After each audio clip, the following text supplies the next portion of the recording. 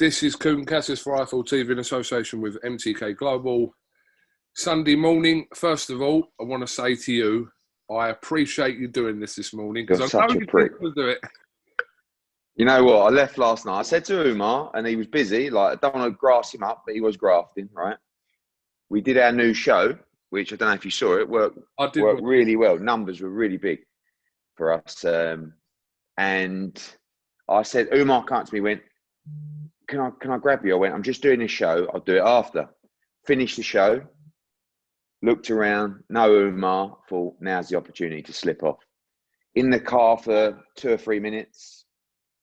KUGAN CASSIUS. Missed call. Oh, fuck's sake. Go out. Stop on the A406 to get a bit of petrol. Get back in the car. Rings again. Mate, have you left? Have you left, mate? Because, like, we got to go. Mate. I said, I've left. No, how far? Mate, you got to do it tomorrow. You got like you say to me, like it would be a disaster if we didn't get it. It's like, what, for me or for you? For me. Do you know what I mean? Right. Okay. Fair enough. Because the way you try and pitch it to me is that it would be a disaster for me. No. Do you know what I mean? Absolutely not. No, it is a disaster not to get kind of one of the main people of the night, even though you're not fighting, but it is a disaster. Yeah. But anyway, appreciate. No, I'm here, mate. I'm here. No problem. It's 11:20. Didn't sleep last night, really, but I'm ready for you, mate. I'm ready for you.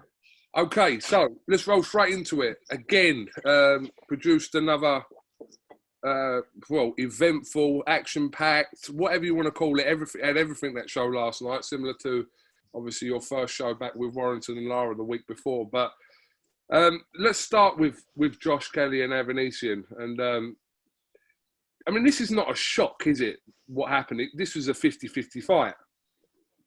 Yeah, sorry, I've got my little dog here. He's just trying to... I think he can hear you. And I think he feels like it's an imposter in the house or something like that. How's that? Oi. All right, mate. All right, son. Go on, off you go. Go on, off you go. Go on. All right. I think it's surprising, really, because the reaction was that it was a shock.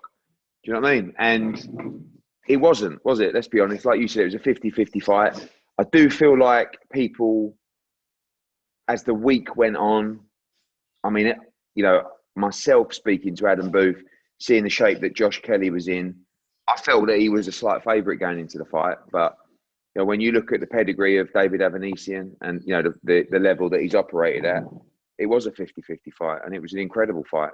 And I said in the build-up, I've not seen two teams so confident.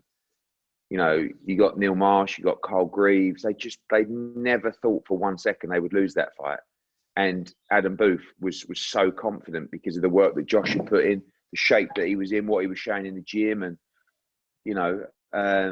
it was just a brilliant fight, and capping off a brilliant night. What went wrong for Josh Kelly, in your opinion, last night? I don't think the cuts helped. I mean, I think the cut, I spoke to him this morning and he said that he felt, weak at the end of the 5th round. He was losing so much blood in the back of his head. Was that an issue? Yeah, I think it was. Was the weight an issue? Maybe. Or was the toughness of David Avanesian an issue? I mean, let's not, I think last week we spent a long time, didn't we, analysing why Josh Warrington got beat, instead of saying what a great performance from a young Mexican in Mauricio Lara. And I think, again, we need to also give massive credit to David Avanesian. He looked like a man on a mission last night, I thought, didn't you? I mean, he just looked like a guy that wasn't going to be denied. And I think when you have a fight that everyone predicts is going to be Josh Kelly early and it's all about the back 6, you have to do damage in that first 6. Do you understand? To stop that fighter being able to control the pace of the last 6. And when Josh Kelly went back to the corner after the first round, he had swelling on his eye. Then he had a cut on the back of his head. Then he had a cut on his head. I think one of them was heads. But it doesn't matter. He was roughing him up and he was making sure that when he got him on that back stretch, which they only just got to, that he was war torn. And was it a little bit of professional inexperience? Was it that he wasn't good enough on the night? I mean, again, this is why we do, like I said about, the show last night. You could talk about it for hours, but that's when you've had a great fight. Is when you can debate what happened, who's going where, coulda, woulda, shoulda. But in the end, we have to give credit to the better man, and that was David Avanesian. What next for either or then with Josh? Is there a possibility he could go up in weight? It looks huge at the weight. Is there a possibility he could move up to 154? I think so. I mean, I hope that Josh doesn't lose heart with it. I think Josh Kelly was really confident. Josh Kelly believes that he's a world-class fighter, and I believe he is as well. And just because you lost to another world-class fighter, and again, I hope people give Josh the credit for stepping up for that kind of fight. Do you know what I mean? Because he could have had another 2 or 3 easy fights, but ultimately he believed he was good enough to take that leap. So did his team, and he came up short on the night. There's no disgrace in that, losing to a world-class fighter in Avanesian.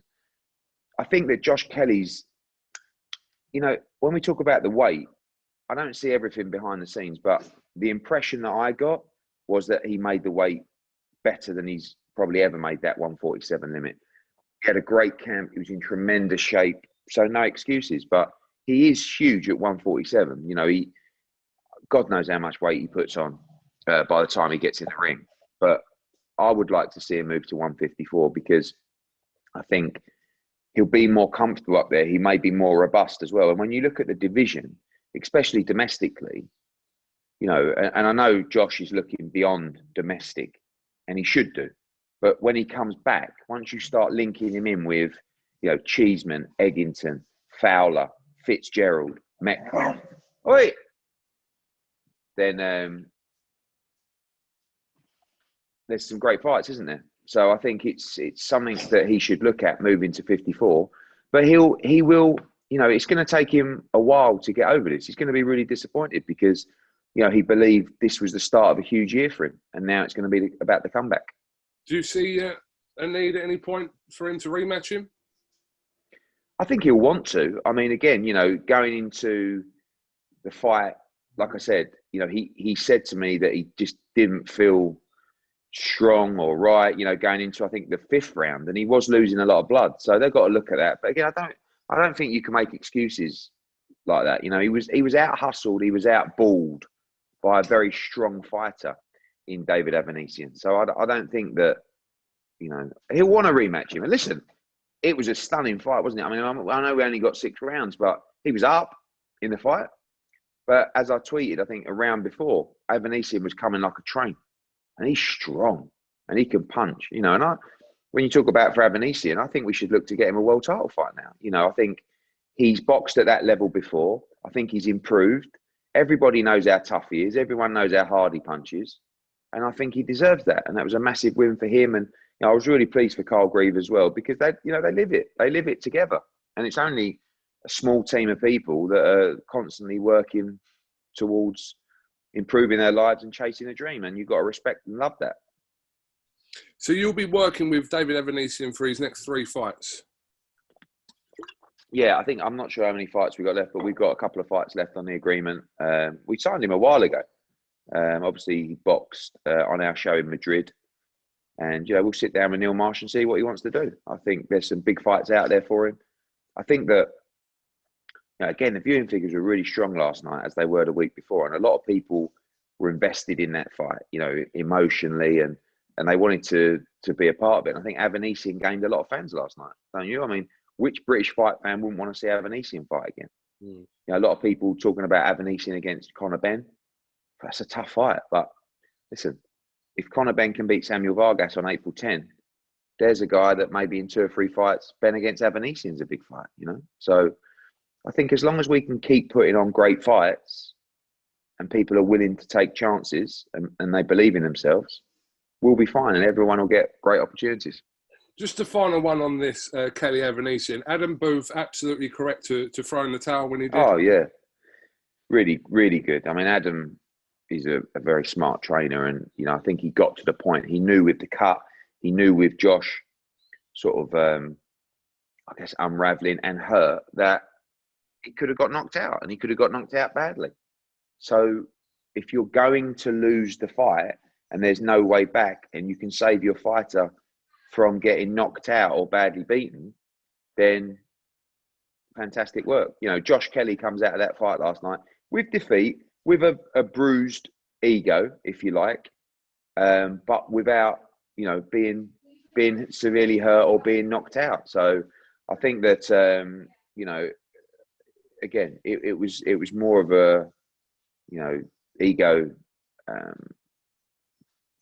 demolishment than a physical demolishment, which is always good to see. You can kind of tie in the next thing I'm going to ask about all in one. So obviously the perfect person to have there last night was Conor Benn.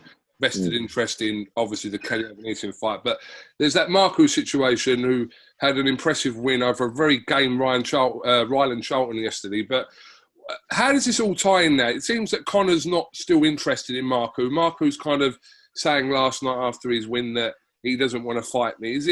Are we going to get to a point where you can't really ignore this fight?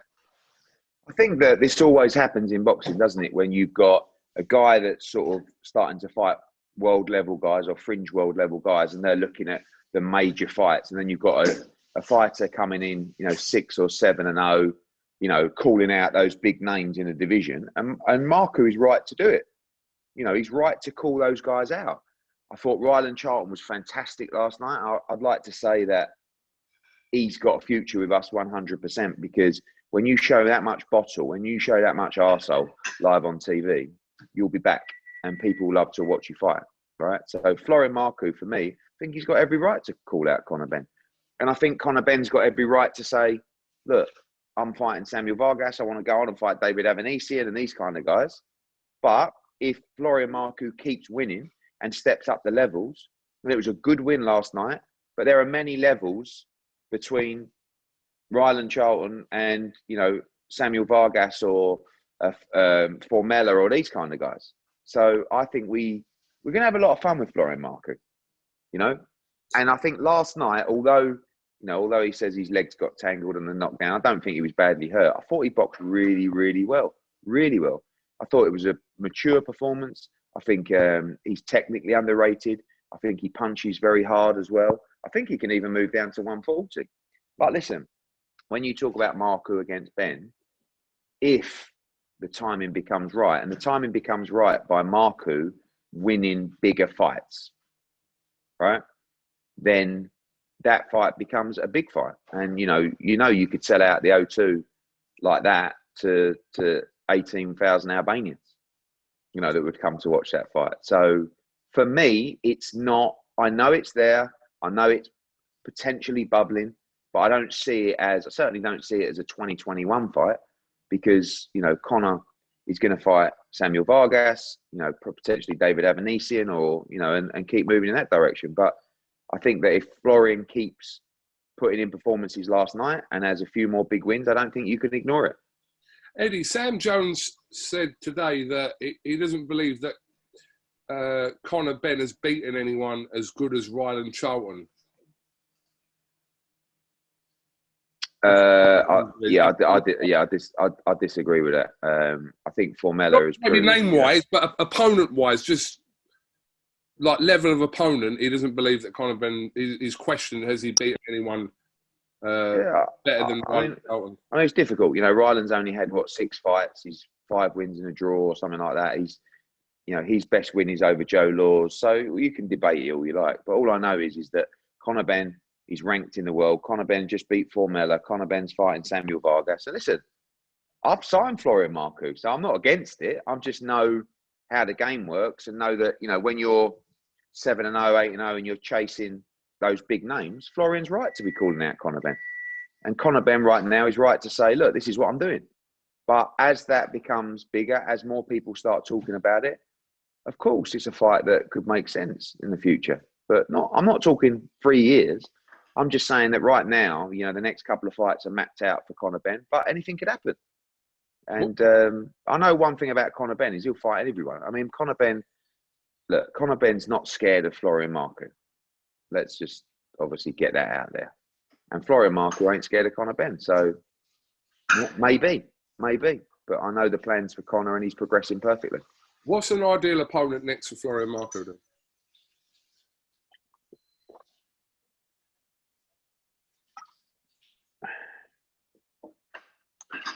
Chris Jenkins. I mean, look, we got a fantastic welterweight fight coming up between Congo and Mickinson, haven't we? March 27th. It's a brilliant fight. Maybe, you know, but Florian's doing great. Look, Florian's, you know, got a deal with us. He's on Sky Sports. He's on the zone all over the world. He's got a massive following. And his first fight with us was poor. Let's have it right. I mean, he beat Jamie Stewart, but somehow they gave it a draw. But it wasn't a good performance. Last night was a good performance. Last night was a performance where people are talking about Florian Marku.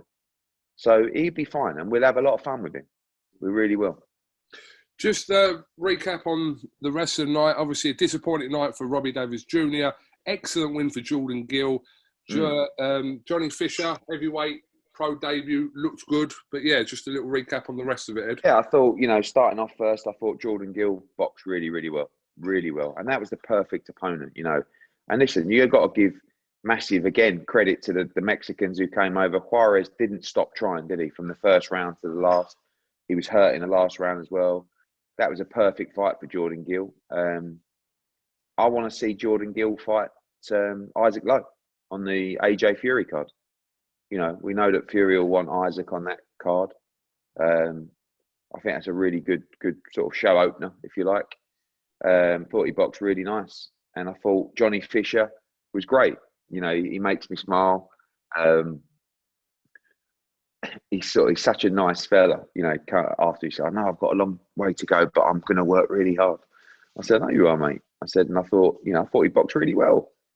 And I said to him after, you know, Matt Gordon's the kind of guy that I wanted to go 3 rounds with David Avalade, and you know, I know that he's turning into a heavyweight journeyman, but it's how you deal with them, right? So if you struggle against Matt Gordon, it's not a great sign for a good young prospect. If you demolish him in a round, it's impressive. And that's what he did. I think he's got a great power, nice speed. They tell me his chin is better than Joe Joyce's, which is, you know, a bit freakish. And he's from Romford, which is even better. Where it all started for you and your dad? Well, yeah, of course. I mean, Romford was the start of Matchroom, you know, it was the Matchroom gym.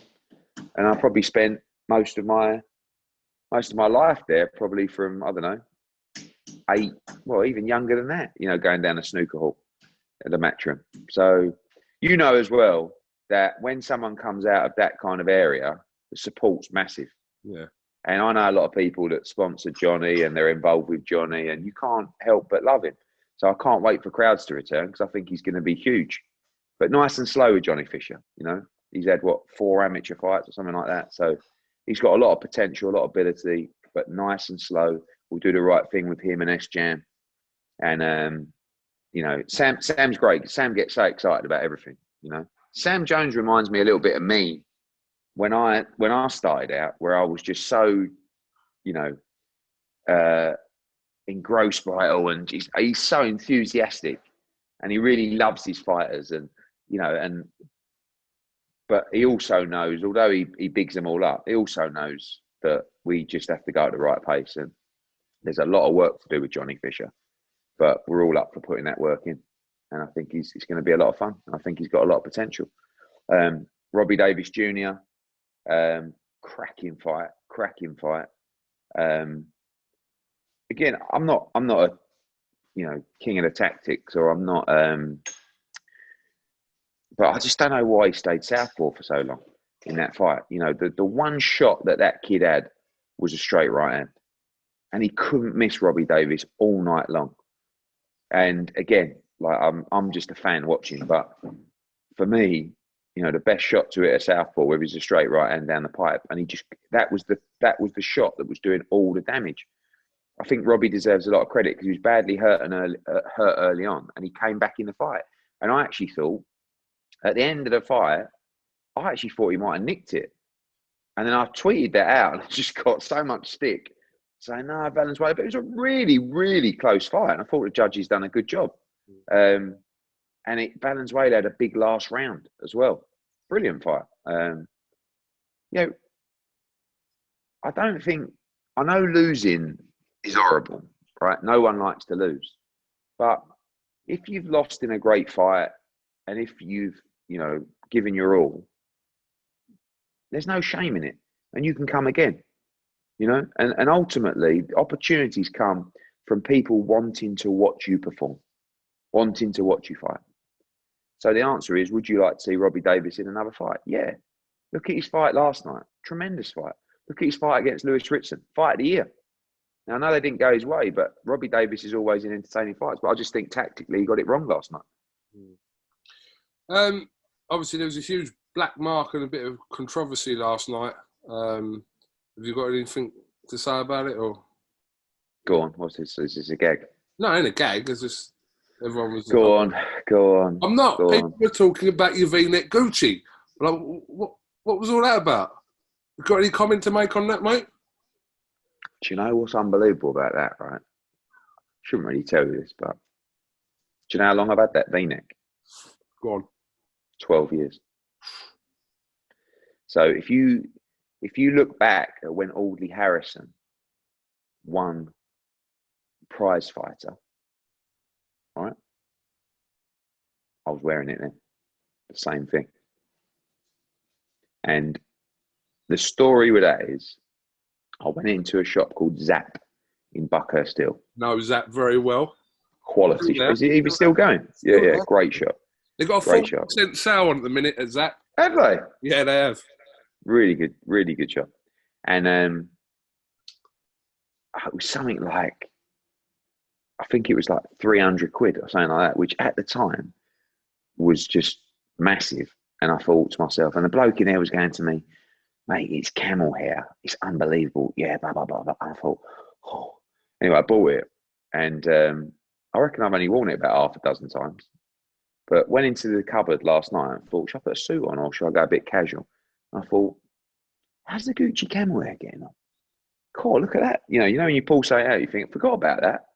So yeah, 12 years in, it's still going strong. Quite a lot of stick for the V-neck Gucci, but what can you do? I've made a bit of a ricket here. Why? Well, because I Googled your jumper yesterday, yeah? And I found it. I found one, yeah? And it was 1,500 quid. Was it? I tweeted and said... Why don't you just buy mine off me? I'll sell it to you for 600. No, I don't want it, but I'm just saying, I put a tweet out last night saying that you'd spent 1,500 quid on that jumper. But you said... Well, it's not even a jumper, mate. It's sleeveless. Oh, it's a what? Sleeveless? Sleeveless. Yeah. Yeah. Oh, all right. But there's no way you get a reduction. 300 quid for it. What was 12 years ago? Yeah, but that wasn't that long ago. 300 quid. 12 years ago, mate. All right. Well, I apologise. Well, I just found one online and it said it was 1,500 quid. I feel like I'm stuck between styles at the moment. You know, like. Yeah, I know.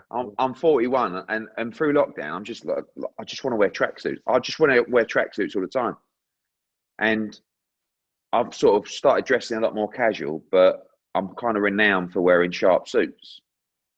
But when I put on a sharp suit at the moment, where I'm a bit on the tubby side, yeah, they don't feel great. So I think I'm just going to wear tracksuits from now. Yeah, whatever makes you just be an old fat guy. Whatever makes you happy. You've got to be comfortable. Yeah. Nice Matchroom. Matchroom hoodies are on fire, mate. I'm actually going to start a little fitness buzz soon. You say this in. No, but I've got a bit. Come out with this. I've got a bit of news coming on it. I'm actually partnering up with, I'm doing it properly, right? And I'm going to document it, and we're going to get ripped to shreds, mate. And you're going to do it with me. What, like a fat club? Well, I didn't really want to say that, mate, but yeah, basically. No, but I'm gonna. Right, this is the thing, right? This is the thing, right? Is how many times do we talk about getting in shape? Oh, I'm good, you know. So this is it for me. This is my last roll of the dice, because this is the point where it goes one way or the other. You know, I've worked my whole life just to stay fat, and this is it, mate. You're not really fat, though, are you? You're like.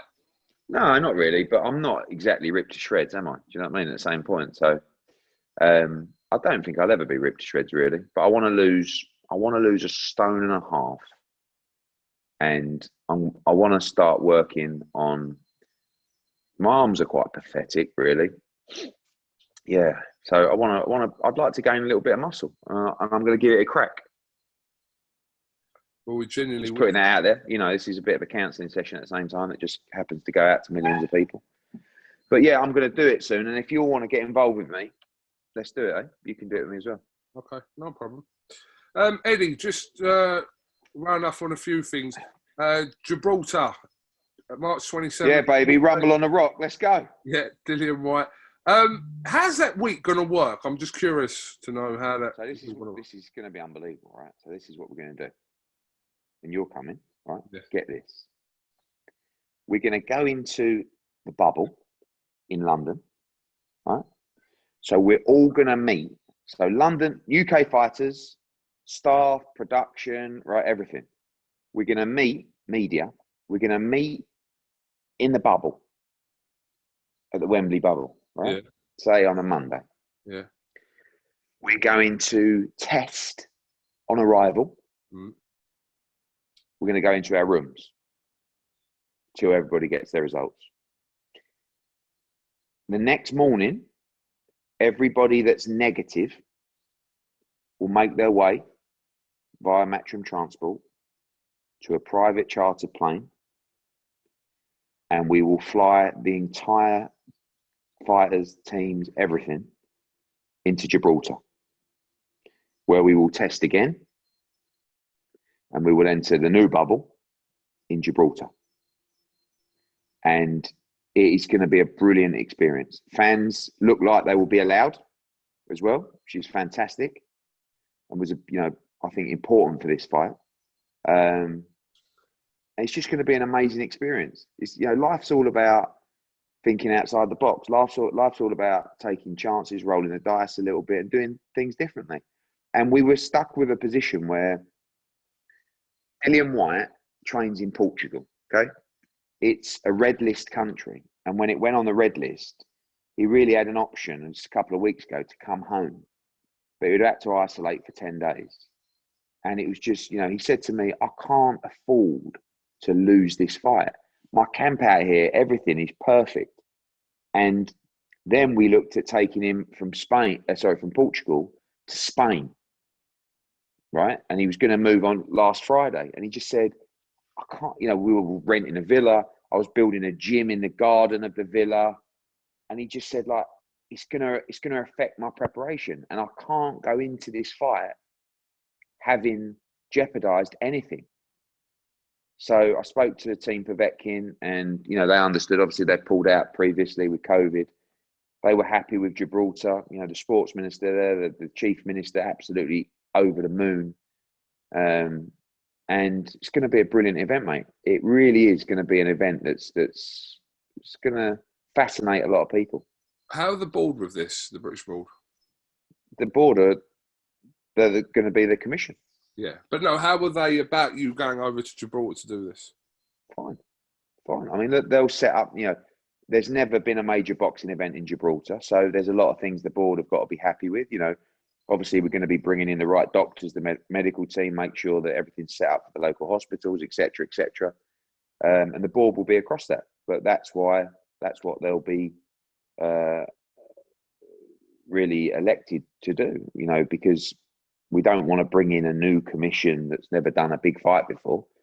And obviously it's British territory as well, Gibraltar. So venue-wise, what is the venue here? There's 2 or 3 that we're looking at the moment. There is the choice of an outdoor stadium there as well that they'd like us to look at. We've actually done quite a few events there before, Matchroom. We hold a big pool tournament there and other darts events and stuff like that. So we have a good relationship there with everybody, and we know the facilities, and the team are flying out this week to confirm which one we're going to use. So how would it all work in regards to fans getting over? Do you know any of that? That's something that we'll announce. I mean, Gibraltar has a population of about 35,000. And obviously a lot of major businesses are set up there as well, and a lot of Brits there. So we'll make an announcement soon about tickets for the event, and obviously in terms of people being allowed to travel to that event. And that will be something decided by Gibraltar. Okay, and the card remains the same? Yes. It's going to be on March the 6th? There will be, and one more addition to the card as well, which we will announce this week. What weight? Cruiser. anymore? No. Okay. So March the 6th now is a blank weekend for you. It is actually, unfortunately, because we were going for the show every week. Next week is Canelo Alvarez and Yildirim at the Miami Dolphins, Tuesday. Yeah. And then we got Julio Cesar Martinez on there, Zhang, Pacheco, Keyshawn Davis, Espino, Mark Castro. And then the week after that is now a blank week. The week after that is Estrada, Chocolatito, Cecilia Brackhouse against McCaskill, Kyoguchi, World Championship triple header in Texas. The week after that is Akoli against Glowacki, Chantel Cameron against Hernandez, Chris Billum-Smith, etc., Joe Cordina. The week after that is Dillian Whyte against Povetkin.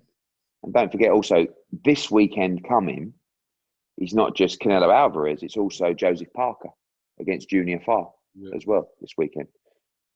So that's March 20th and then March 27th, in Gibraltar. And actually on the Friday night, we've got a big show in Spain with Gavin McDonnell fighting for the European title and Clay Prosper fighting for the European title. That's the night before. We try and go to both of those, actually. Fancy it. And then the week after that, we're in hopefully Uzbekistan to announce that show this week. The week after that is Conor Benn, which is April 10 against Sammy Vargas. Wembley again? Yes. No, actually, no, it won't be. We'll be in the same hotel there, but the venue's not available on the 10th, so we're going to be in another venue for that show. What, near there? Yes. I'm just working on finalising that at the moment. Is that the same 20th? No, March 20th is at Wembley, yeah. Right, got you. April 17 looks like it could be, it was going to be Haney, but it looks like that's going to be back a couple of weeks now. It looks like that's going to be Andrade against Williams, April 17. And then we'll be doing that. Providence said?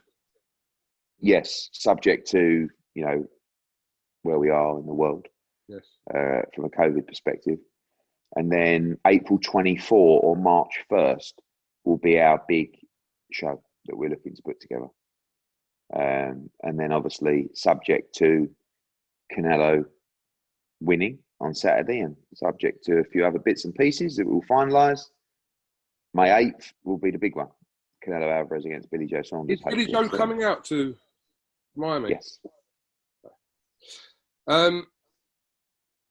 Any updates on the big one? No, mate. I'm not going to say too much other than, we're very close now and hope to give you guys an announcement soon. Is that it? Yes, it. Have you been told to button it or something? No. Bob's great. Bob went on TalkSport and went, Eddie Hearn, he's like a flowing river. He don't stop talking, blah, blah, blah. So I've said to him, don't talk about the fight. Anyway, at the moment, we've exchanged contracts. He went on for about 10 minutes talking about the fight. No, I just think that, obviously, I've told people probably from 3 weeks ago or 4 weeks ago, we're a couple of weeks away. And I'd like a little lull before, the big Have you penciled the date? Like an actual date? For the fight? Yeah. No, just June at the moment. And no venue or country is a front runner. Yeah, those conversations have started now quite extensively. So this week we're going to be really picking up the pace on the site deals and deciding collectively where this will be held. That's it. No more for you. Okay. Did you watch any of the other boxing on last night? Oscar Valdez is great. No, I woke up to a message from Eddie Reynoso. And because obviously his fighter was Valenzuela who won. And he messaged me after that. And then he just messaged me. I woke up to one from him saying, we are the champions. And I just watched a knockout. Wow. Brutal knockout. Oh, shit. Brutal knockout. Yeah. I mean, he's on fire at the moment, isn't he? I don't want to sound like an Eddie Reynoso fanboy, but what a trainer he is. Unbelievable. And look at that team he's got in there at the moment. Valdez, Canelo, Ryan Garcia, Frank Sanchez, Andy Ruiz. He's the man of the moment, isn't he? So looking forward to catching up with him and Canelo this week. Talking pyjamas and all that, yeah? I'm going to wear my Dolce & Gabbana pyjamas to the Are weigh-in. you actually at the weigh-in? Yeah, yeah. Did you watch Broner? No, but I heard he lost. What did you think? I haven't seen the fight, but I followed like the social media, and everyone said, "Oh, he's lost by a few rounds," and they gave it to him by 5 or 6 rounds, didn't they? Every judge. Yeah. Yeah. Probably, I'll probably get the blame for that somehow. But I think it was 115, 112, 116, 111, and then there was a 117, 110. I don't know. I just think he's a bit of a busted flush now, unless he's in a big fight. Still think Broner is incredibly entertaining. Did you hear his interview after? It was hilarious. Yeah. He was saying like he went down to his last $13. He said, and he's learned his lesson. Don't get me wrong. Tonight we're popping bottles, cashing checks, and something else, but having sex. And then, but Monday we're back to the grind. Liked it. I like Broner. I think he's good for the game. But I just think like you just got to sling him in against a name, haven't you? I'm surprised you never did more like anything with Broner over the years. Really? Yeah, we were close quite a few times. I sent him an offer once and he just screenshotted it and posted it on his Instagram. I remember that, yeah. Remember that? Yeah. It's a bit off, but Broner's Broner, isn't it? He's going to do what he's going to do. I like him, though. I think he's quite funny. Eddie, your thoughts on Callum Johnson joining up with Frank Warren? Yeah, I said I think it's a great move for him. I haven't spoke to Joe about him since, I don't know, September last year. I offered him a run out in the Boatsy fight. I didn't want to do it. And I think, you know, we've got nothing for him and he needs to fight. He's a very good fighter. Heavy-handed. He hasn't boxed for 2 years. I think, was he 36 this year or something like that? So he's got to get out and fight. And I think, you know, if he can be a big fixture somewhere else, I think he's made a good decision. Okay. Did you know Otto Wallin beat Dominic Brazil? Oh, did he? Yes. I didn't know that. Shit. On points or what? I believe so. I think it was, by all accounts, a very one-sided fight. Really? Wilding's coming on, isn't it? That's a good look for Fury because he struggled, obviously, against Wilding. So I thought Brazil might win that fight. He's been a bit inactive, hasn't he? And, like, obviously, he only had that 1 minute against Wilder or whatever it was, 2 minutes against Wilder. But, no, I might watch that back. Okay, well, listen, I am going to let you crack on with your Sunday. Yeah, by the way, you went to me, I just need 10 minutes. How long was that? I don't know. How long was that? What do you mean you don't know? It's on your thing. 15 minutes? Yeah, right. Come on, mate. Shot. Just what my family wants, really, isn't it? You know, you've been out like at the bubble all week. You've been at the show all day. Oh, Sunday, it's good because we can all spend Sunday together as a family. Oh, no, we can't because Eddie's got to do an hour with KUGAN CASSIUS. Do you know the first thing, actually? I'll be honest with you. I went to my missus this morning. I've got to do something with Eddie today. And she went, what, today? What, really? I was like... Mate, I'm not really bothered about you. I'm more bothered about me. I'm bothered about me, aren't I? How's fatherhood? I've been a dad for 6 days. I know. Liking it? Yeah, she's all right. She's all right. She's... Hang on a minute. You liking it, mate? Being a father for the first time? Yeah, she's all right. Yeah, no, the answer was, mate, it's changed my life. I wake up every morning, every time I see her, I just have a tear in my eye, I feel the emotion. You know, yeah, she's all right, isn't she? Yeah. No, I meant she sleeps well and she's really? Not too much act. Yeah, but it's early days, mate. It's early days. Wait, just wait. Were you doing bottle feeds in the middle of the night? What, definitely? Mm-hmm. And doing the changes? Mm-hmm. Why are you going, like, you did? Yeah, I did, 100%. Or did the nanny do it? No. Listen, that's not my style, mate. You're hands-on? Yeah. Not on stuff like that. That's what you got to go for, in my opinion. You know, some of my mates never changed the nappy. Never done the night feeds. My old man never done the nappies, never done a night feed. But I did, and I believe you should. Because I believe that it's hard work for your other half. And I think if you can give them a rest, give them a breather, it's not the end of the world, is it? So what, you got to wake up and I'm up anyway. You got to get up in the night and you know, bottle feed your child. So what? Something you go through. Well, I've done them every night, so I'm pulling my weight. So good, and you know, I'm happy for you, mate. I'm happy for you. You look all right. You look quite fresh. You look better than me. Yeah, but you've just had a long week in the bubble, mate. Didn't sleep at all. I can never ever sleep after shows.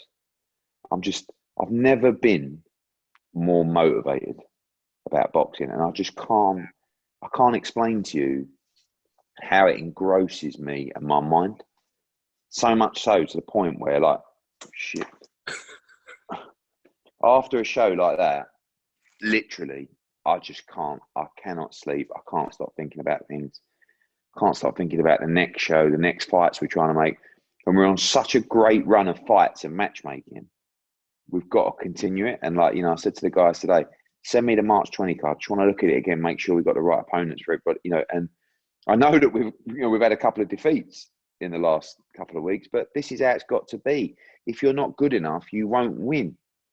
But it's got to be competitive. It's got to be enthralling. And I think we've got a great model now. Hopefully we can keep that going and we can continue to change the sport. But the great news to fight fans is I've never, ever, ever been as motivated as I am now. Honestly. I absolutely love it, mate. I love it. And I'm so lucky to work in this sport. We all are. And we're so lucky to be around these fighters because it's a tough game, mate. And we've got to make sure they get everything that we promise them. We've got to make sure they make every penny they can, you know, and we look after them. We're honest with them and we pay them on time. And we don't lie to them because fighters get taken advantage of in this horrible game. So big respect to all the fighters worldwide because without them, there's no sport. And they need to be respected and rewarded. And now I'm going to go and do a peloton, and then I'm going to go and have Sunday lunch. Edward, absolute. You're one of the favourites on IFL, if you didn't already know. Well, I'm basically single-handedly keeping your channel alive during the pandemic. Bit strong, but you know. But you do consistently do good numbers. Consistently. You know me, mate. I'm a numbers guy. All about the numbers. Eddie, thank you very much for your time this Sunday morning. Cheers, everyone. I hope you have a great Sunday. I hope you have a great week ahead.